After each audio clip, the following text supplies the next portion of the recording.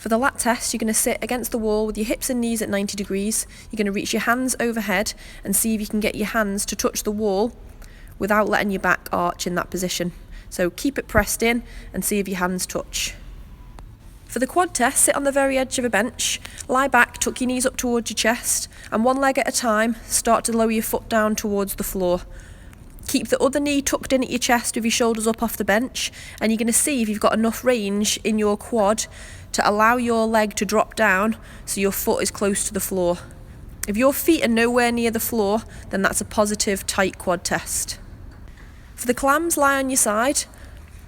Keep your feet together and slowly start to lift your top knee, making sure that all of the movement comes from your hip socket and you're trying to work that glute med muscle just on the outside and top of your hip. When you're working through this, make sure that you're not rocking your pelvis forwards and backwards and you're staying perfectly still. And you're going to do as many reps as you can until you just start to feel that muscle fatigue. Don't push too far, okay? Once you've done your clams, you're going to do your reverse clams, which is exactly the same, keeping your knees together and lifting your top ankle. Again, no movement from the pelvis, and you just keep going for as many repetitions as you can until you start to fatigue and no further. I'd then like you to video yourself doing 3 single leg squats on each leg down onto a box or a bench about 18 inches high.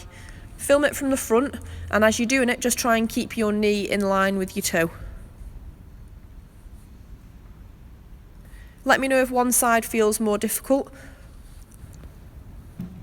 And then after you've done that, I want you to get your foot up onto a 30-inch box and get into a hip external rotation stretch, just so I can have a little look at your positioning and your range of movement there.